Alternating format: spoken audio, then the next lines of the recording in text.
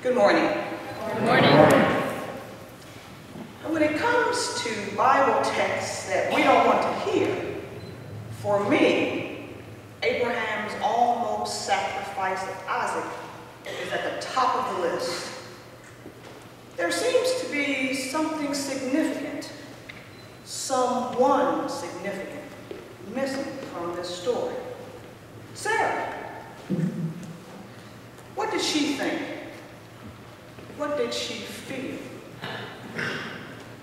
Following is my interpretation of Sarah's reaction.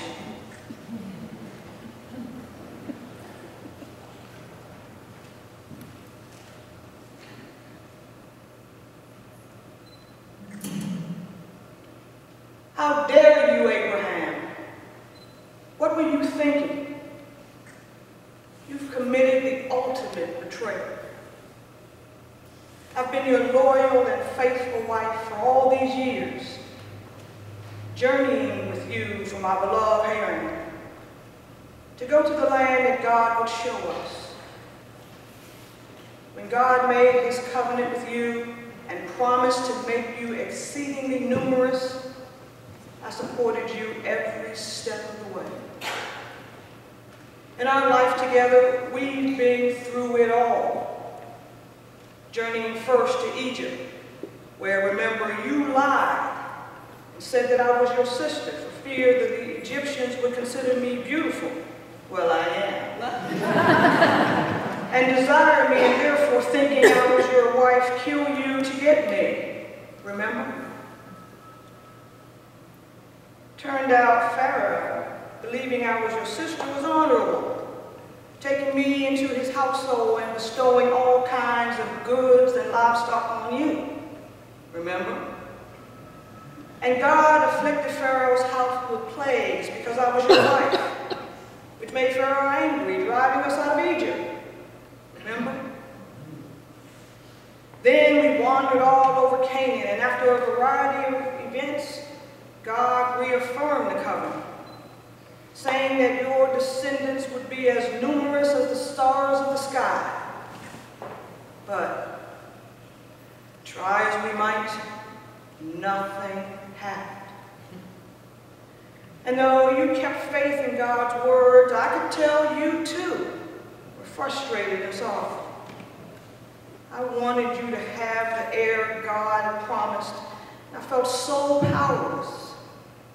So finally, and I was never proud of it, I shared my handmaiden Hagar with you, and she became pregnant. But then Hagar scoffed at me because I was barren, and I felt even worse. You were no consolation, remember?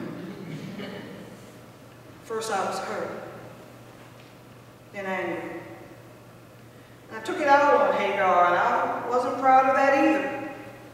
She fled into the desert. There, God comforted her. Everybody gets cared for except me. She returned and gave birth to Israel. Remember? Then God once again renewed the covenant with you. Remember? And the three men appeared and foretold that I would bear a son.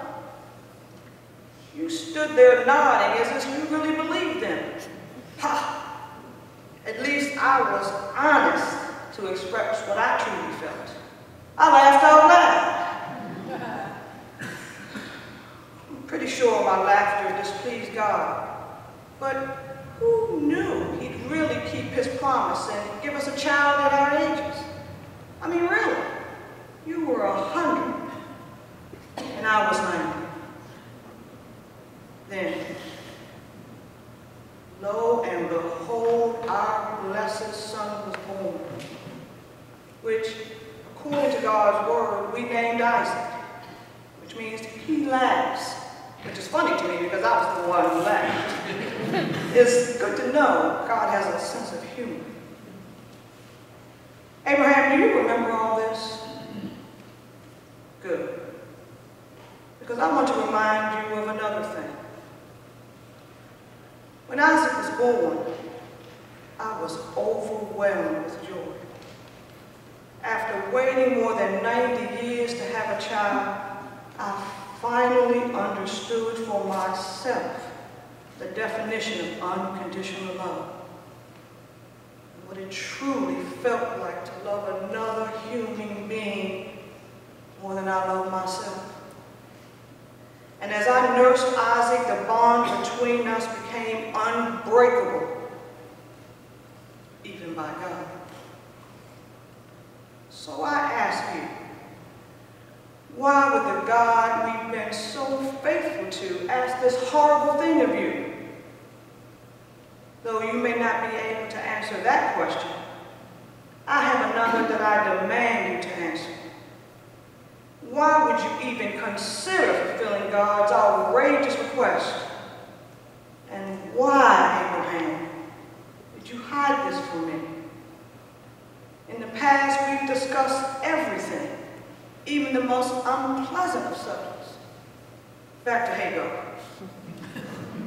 If you do remember when Ishmael began bullying Isaac, and you wouldn't hear me, but God forced you to listen to me. In this case, I would have demanded you listen to me, even if it meant failing God's test even before it started.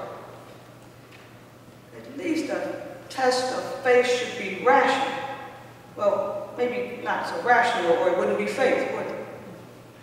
But still, even a matter of faith has to make some sense in order for it to make meaning, to be meaningful.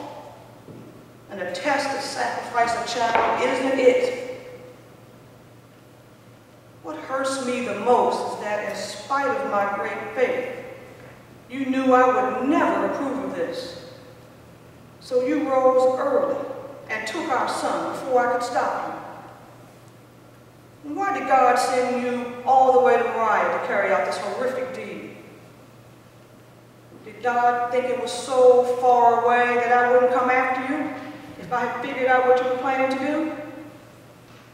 You can trust that had I known you were going to take my son away and kill him, I would have tracked you to hell and back.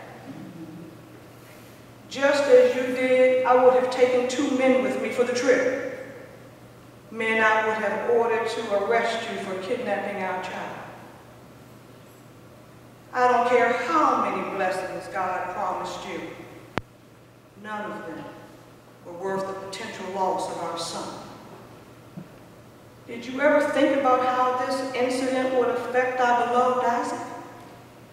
Blind faith or not, how does a child reconcile the fact that were it not for a ram stuck in the bushes, he would have been killed by his father?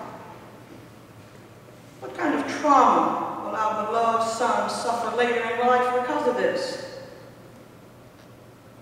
This is of great concern to me, and it should have been for you. Abraham, I would love you for the rest of my life because you are my husband. But I won't forgive you for what you were willing to do for God. I will spend the rest of my life protecting Isaac, just in case God decides to test you again. And right now, I command of you, give me back my son.